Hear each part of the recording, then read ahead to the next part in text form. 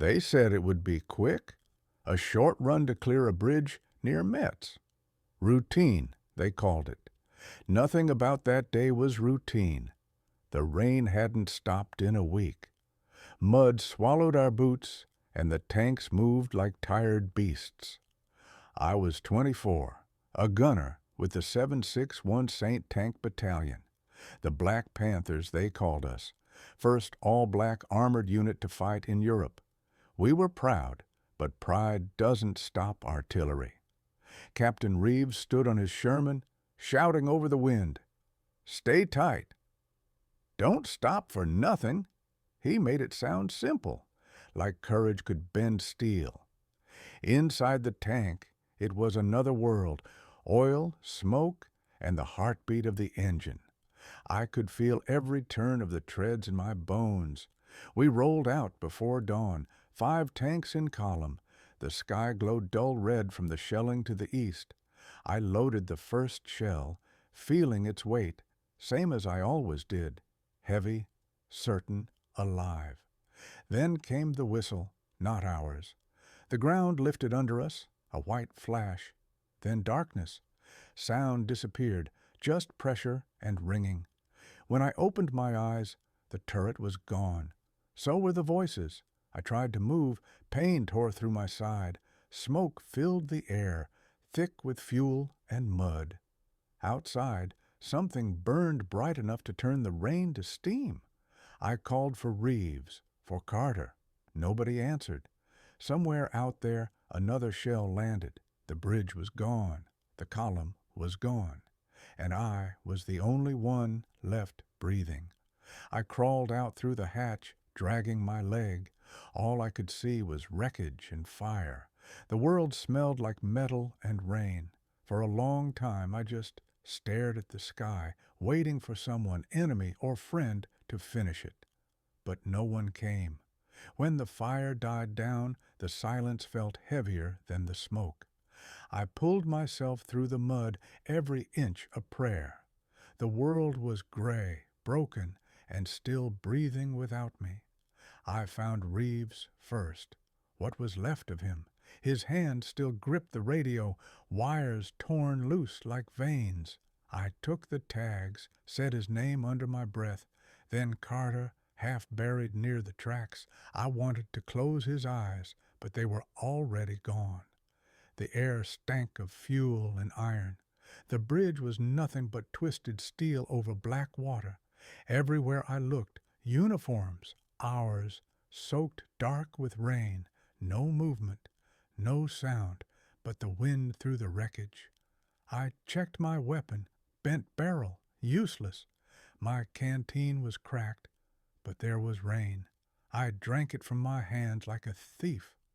For a while, I thought about heading back toward our lines, but the road was open and the shells were still falling.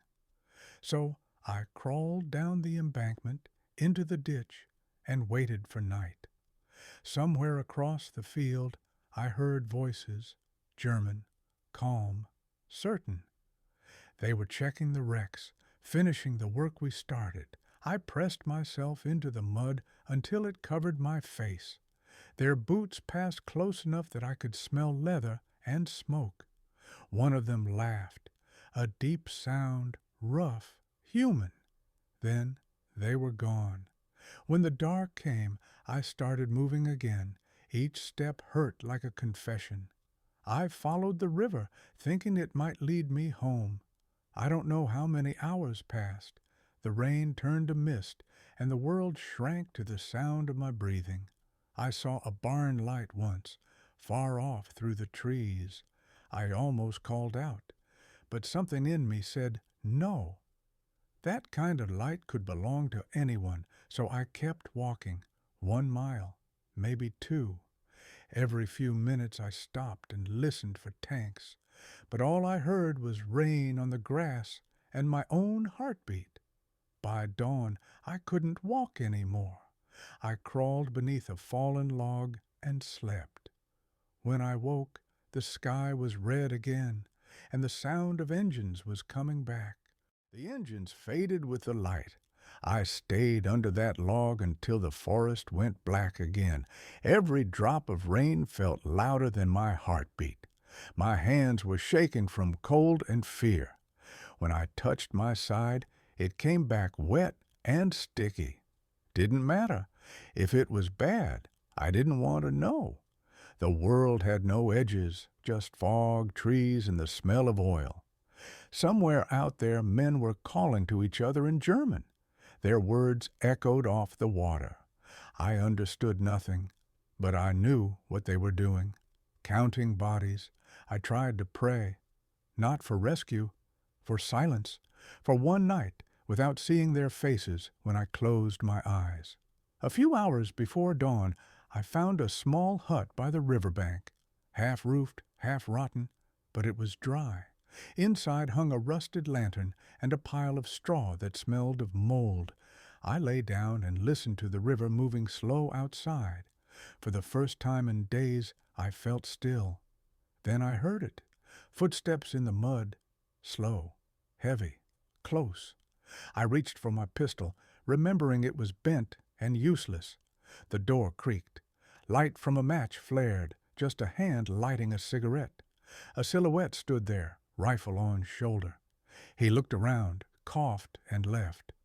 When the sound faded, I finally breathed again. I sat there until my heart slowed down enough to hurt. Before I slept, I took the paper from my jacket pocket. The one letter I'd written the night before the mission, to my mother. I read the first line, "Don't worry, Ma. It's safe where I am." Then I laughed, quiet and small, because it was either that or start crying.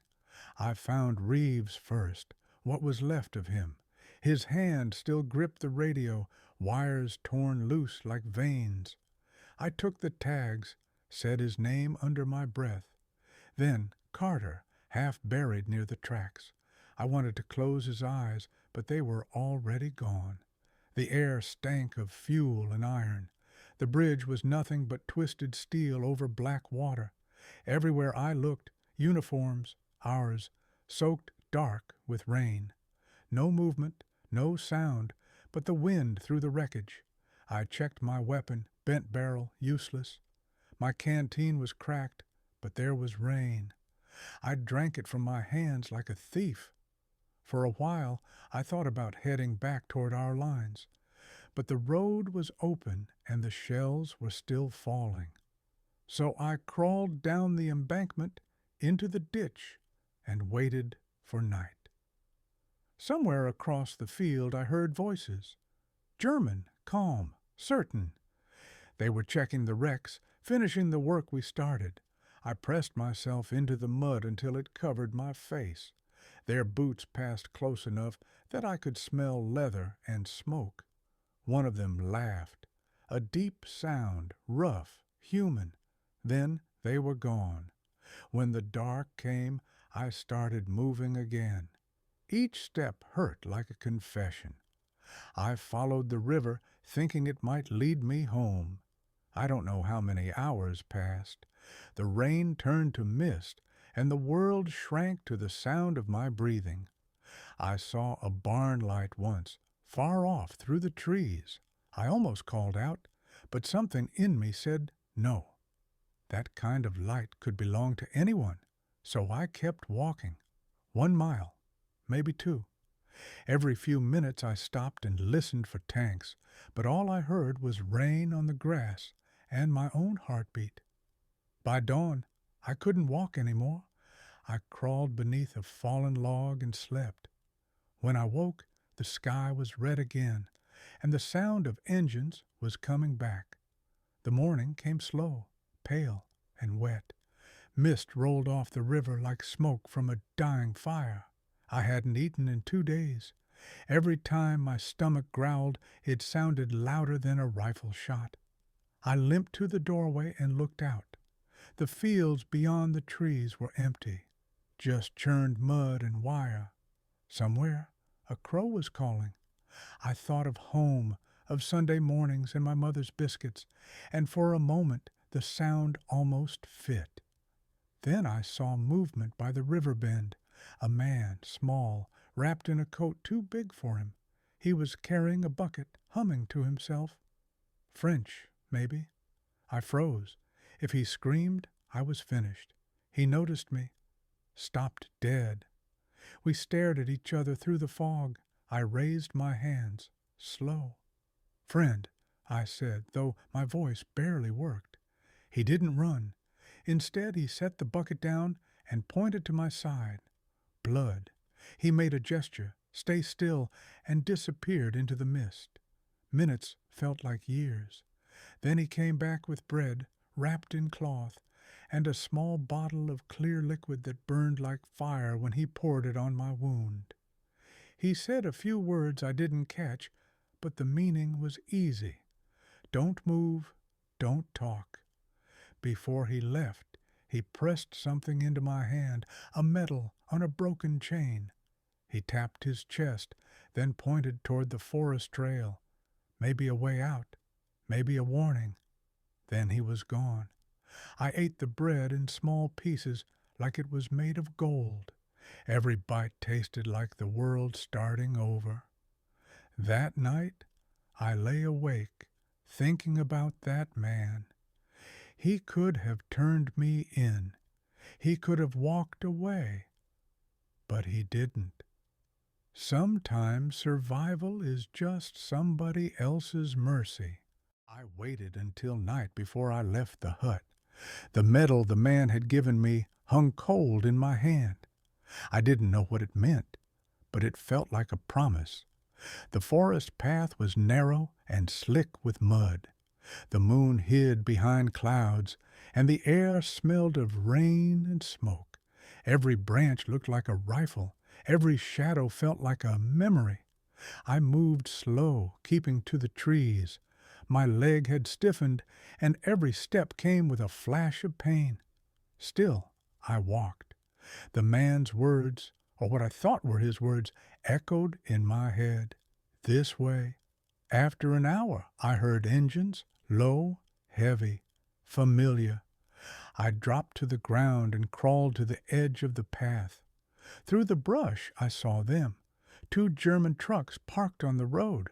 Soldiers standing around, smoking, laughing quietly. One kicked a helmet into the ditch. It rolled until it stopped a few feet from my hand. I held my breath until they drove off. When the noise faded, I realized I was shaking all over, not from fear, at least not only fear, from being alive. The trail led to open ground. A single farmhouse stood there, roof half missing, windows broken. I knocked once just to feel like a person again. No answer. Inside, the air was cold and smelled of hay. There was a bed frame, a chair, and a dead chicken in the corner. I sat on the floor, leaned against the wall, and laughed once, quietly. The kind of laugh you make when you're out of tears. Before I slept, I took out the medal again. It wasn't military, just a small silver cross with a name scratched on the back. Marcel. Maybe the man's name. Maybe the last thing he had to give. I closed my eyes holding it. In the dark, I promised that if I made it out, I'd remember him. Not for saving me, for seeing me. Dawn came thin and silver. I was on open ground now, the forest shrinking behind me like a memory. The farmhouse roof glowed pale in the fog, and somewhere ahead a road cut through the valley. If I could reach it, maybe, just maybe, our boys would be there. I tightened the belt around my waist to stop the bleeding and started walking. Every step felt stolen. The mud clung like hands trying to pull me back. Then I heard it, a shout, sharp and foreign. 3 figures rose from behind a stone wall, rifles, helmets, Germans. I froze. They shouted again. I couldn't run. My leg was done. So I raised my hands and prayed they'd see a man, not a target. They spoke quick between themselves. One aimed, the other waved him off. Then, to my surprise, the third pointed at the cross hanging from my hand and said something soft. Marcel. The name hit me like a bullet. Marcel. The villager's cross. He stepped closer, eyes searching my face. I said the name again, quietly, like a question. He nodded once, lowered his rifle, and pointed toward the valley road. Then he said the only English word I understood, "Go." I went, didn't look back, didn't breathe until the road was under my boots and the forest was gone. An hour later, I saw the white star on a half-buried tank. My knees gave out before I reached it. Voices shouted in English. Someone grabbed my arm.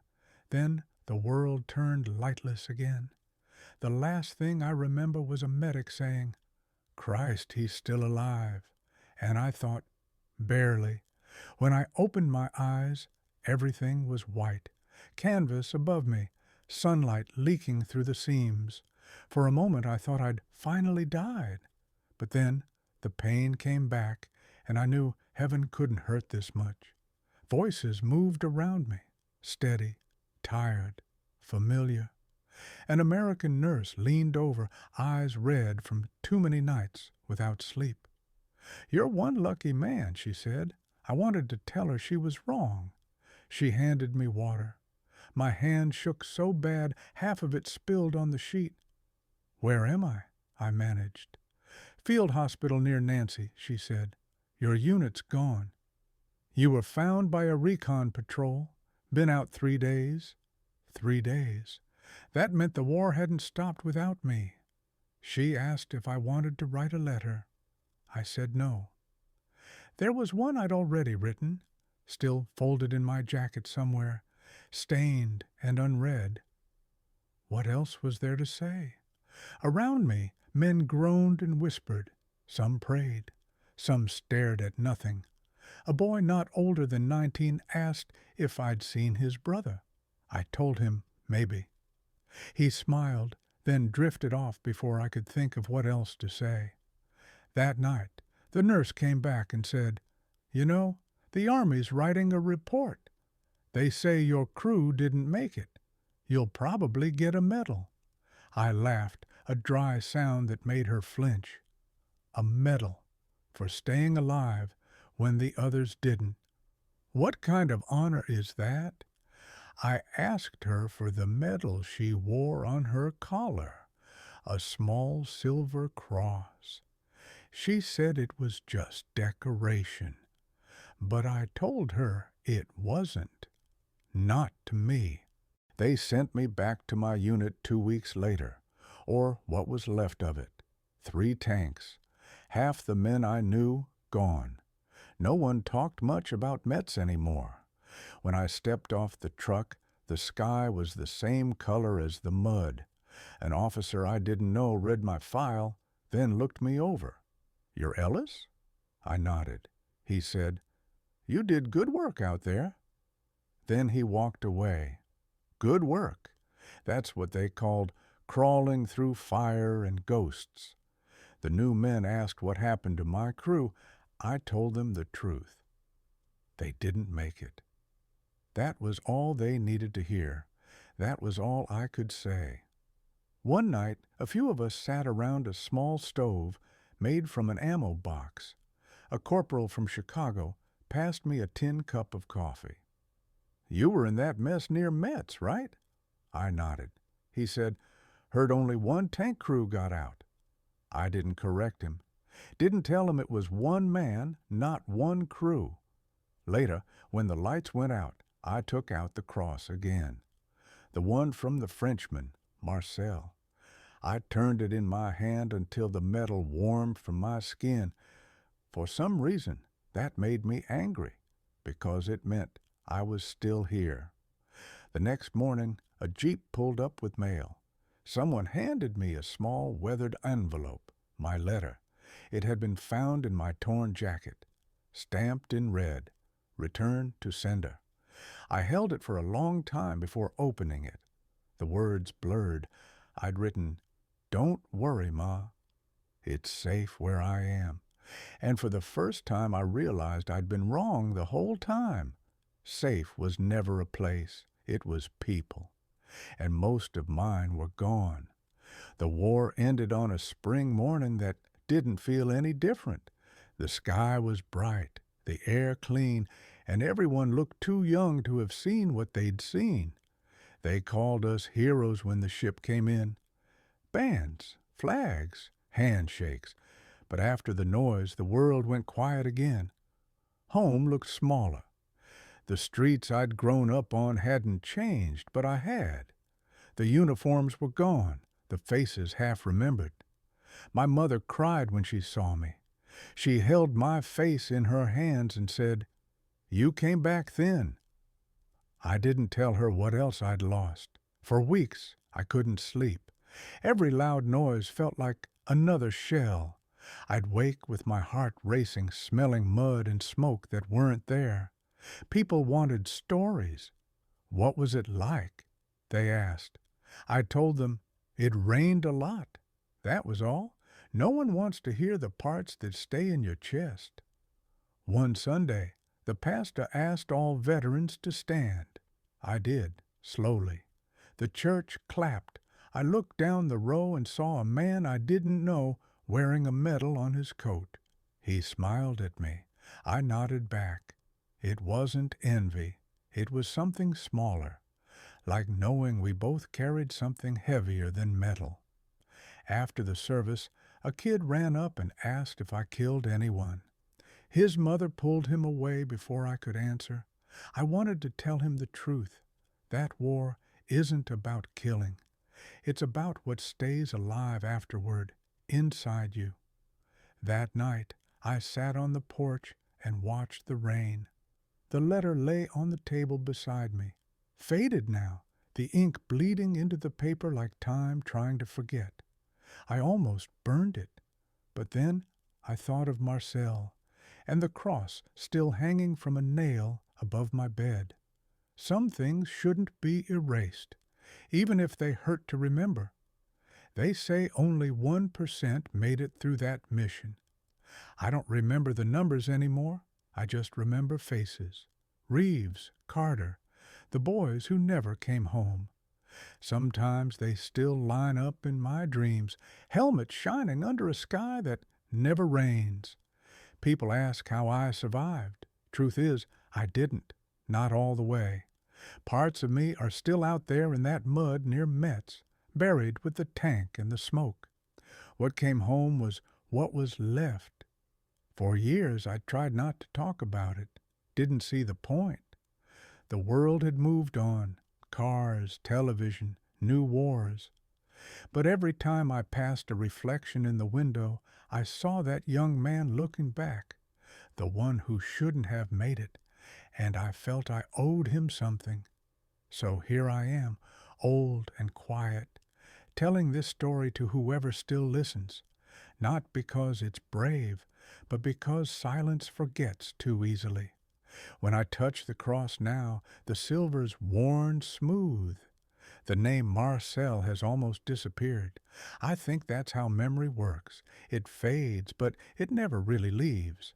Sometimes I sit by the window when it rains.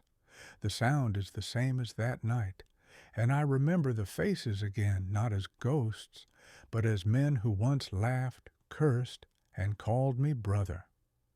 If there's anything I learned, it's that surviving isn't winning.